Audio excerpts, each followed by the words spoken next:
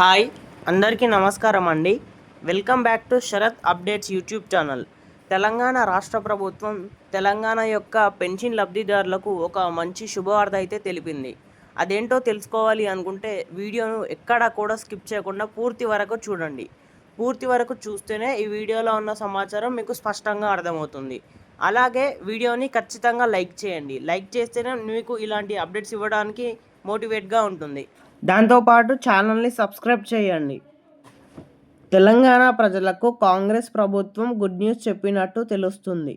ఎన్నికల ముందు ఇచ్చిన హామీ మేరకు ఆసరా పింఛన్ను పెంచేందుకు కసరత్తు చేస్తున్నట్టు తెలుస్తుంది. స్థానిక సంస్థల ఎన్నికలలోపే ఇందుకు సంబంధించిన అధికారిక ప్రకటన వచ్చే అవకాశాలు ఉన్నట్టు సమాచారం. కాంగ్రెస్ తెలంగాణలో అధికారంలోకి రావడానికి ప్రధాన కారణాల్లో 6 గ్యారంటీలు, ఉచిత బస్సు మొదలు, రైతు భరోసా, ఆసరా పెన్షన్ల పెంపు వంటి ఇలా ప్రజలను ఆకట్టుకునే విధంగా పథకాలతో కాంగ్రెస్ ప్రభుత్వం ప్రజల్లోకి వెళ్ళింది. మరీ ముఖ్యంగా ఆసరా పెన్షన్ల పెంపునకు సంబంధించి ప్రజలు బాగా అట్రాక్ట్ అయ్యారని చెప్పుకోవచ్చు. ఇప్పటికే 6 గ్యారంటీలో ఉచిత బస్సు, సిలిండర్పై సబ్సిడీ వంటి గ్యారంటీలను ప్రభుత్వం అమలు చేసింది. అయితే తాజాగా మరో 2 పథకాలను అమలు చేసేందుకు రేవంత్ సర్కార్ అడుగులు వేస్తున్నట్టు తెలుస్తుంది. ఆసరా పెన్షన్ పెంపుతో పాటు రైతు భరోసాపై త్వరలోనే ప్రకటన వచ్చే అవకాశాలు ఉన్నట్టు తెలుస్తుంది. కాంగ్రెస్ ప్రభుత్వం అధికారంలోకి వచ్చి 16 నెలలు పూర్తి అయినా ఈ నేపథ్యంలో ఇంకా కూడా ఈ పెన్షన్ పెంపు కూడా ఎలాంటి పెంపు లేకపోవడంతో ప్రజల్లో కొంత అసంతృప్తి ఉన్నట్టు పార్టీలో చర్చ సాగుతుంది. తాజాగా నిర్వహించిన కులగణన సర్వేలో కూడా ఇదే విషయం స్పష్టమైనట్టు తెలుస్తుంది. ఎన్యూమరేటర్లను ప్రజలు పింఛన్ విషయమై ప్రస్తావించినట్టు ప్రభుత్వానికి ఫీడ్బ్యాక్ అందింది. దీంతో రానున్న స్థానిక సంస్థల ఎన్నికల ముందు ఈ అంశం కాంగ్రెస్కు చాలా ఇబ్బందిగా మారే అవకాశాలు ఉన్నట్టు భావిస్తుందని సమాచారం.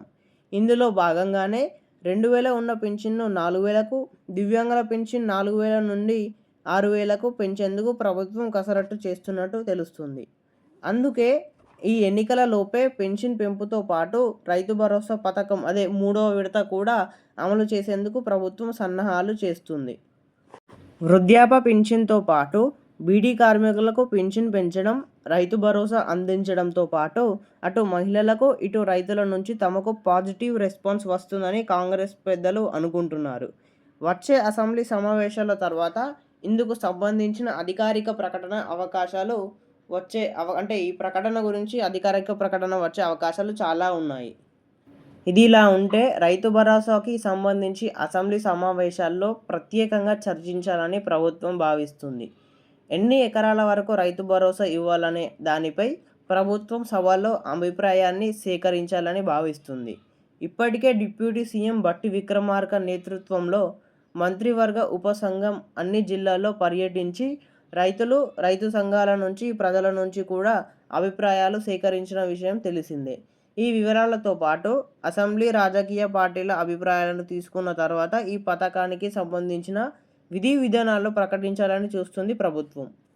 గరిష్టంగా చూసుకుంటే వచ్చే ఈ జూన్ నెల లేదా ఈ మే నెలలోనే ఫేషియల్ రికగ్నిషన్ టెక్నాలజీని ఉపయోగించి ఈ పెన్షన్ డబ్బులు ప్రతి ఒక్క అర్హుడైన లబ్ధిదారుల ఖాతాల్లో జమ చేయడం జరుగుతుంది అని పార్టీ వర్గాలు చర్చించుకుంటున్నాయి. నా నుండి ఎలాంటి పెన్షన్ విషయం గురించి మిస్ కాకుండా ఉండాలి అంటే ఛానల్ని సబ్స్క్రైబ్ చేయండి. అలాగే వీడియోలో కొంచెమైనా ఇన్ఫర్మేషన్ తెలుసుకున్నట్టయితే వీడియోని ఖచ్చితంగా లైక్ చేయండి.